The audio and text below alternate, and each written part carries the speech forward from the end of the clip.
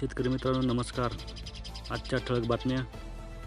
भूजल पातळी खालावली, पाणी टंचाई अधिकच तीव्र, मनमाडला 500 फुटापर्यंत पाण्याचा ओलावा लागेना. व्हिडिओ शेवटपर्यंत नक्की पहा. अल्पभूधारक शेतकऱ्याच्या मुलाने परिस्थितीवर मात करत मिळवले यश. लासलगाव महाविद्यालयात 92% गुण मिळवत प्रथम. चॅनलला नवीन असेल सबस्क्राईब नक्की करा, लाईक करा, शेअर करा, कमेंटसुद्धा करा. अहमदनगर जिल्ह्यात 16 लाख जनावरांचे टॅगिंग. पशुसंवर्धन विभाग 1 जूनपासून एअर टॅगिंग असणे खरेदी विक्रेते करता येणार.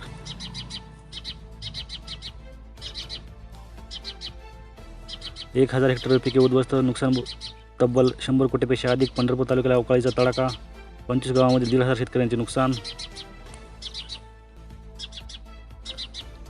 कुर्डवाडीत वादळी वाऱ्यासह जोरदार पाऊस, फळबागांसह घराची पडझड, विजेच्या ताराही तुटल्या.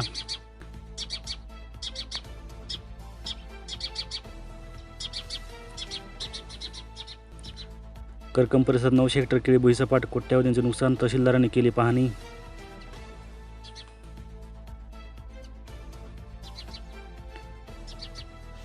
अवकाळीच्या तडाख्यात द्राक्ष लिंबवणीचे नुकसान.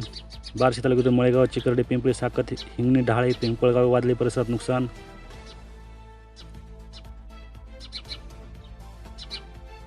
नान्नज अभयारण्यात पुन्हा दिसला माळढोक, नीलगाय, कुदळ्याचे अस्तित्व, एकूण प्राणी पक्ष्यांच्या संख्येत वाढ. बारामतीचा आंबा पोहोचला आता लंडन, अमेरिकेच्या बाजारात. कृषी उत्पन्न बाजारातून 351 टन आंब्याची निर्यात. देवगड हापूस स्पेशल आंब्या निर्यातीत पुढे. पीक कर्ज वाटपामध्ये जिल्हा सहकारी बँकेची आघाडी. छत्रपती संभाजीनगर राष्ट्रीयकृत बँकाचे केवळ 21% वाटप.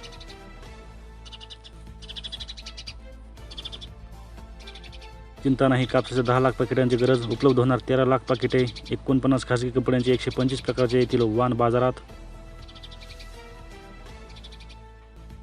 भुईमुगाची आवक वाढली, सरासरी 5,800 रुपयांचा मिळतोय दर. शेडची जागा परती अपुरी. हिंगोली जिल्हा बाजार समितीची मोड्यात मागील 4 दिवसापासून आवक. हिंगोली शहरासह परिसरात वादळी वाऱ्यासह अवकाळी पाऊस.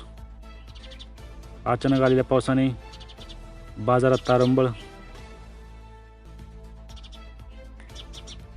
41 गावातील लाभार्थ्यांना पहिल्या हप्त्याची प्रतीक्षा. रमाई घरकुल योजना. तालुक्यातील 607 लाभार्थ्यांचा समावेश.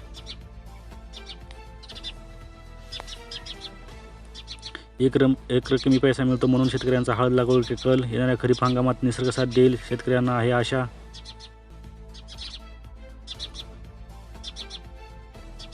कांदा बटाटा परवडला, शेवगा पोहोचला 80 रुपयावर. आवक मंदावल्याने भाजीपाल्याचे भाव वधारले. कांदा बटाटा तुलनेत स्वस्त.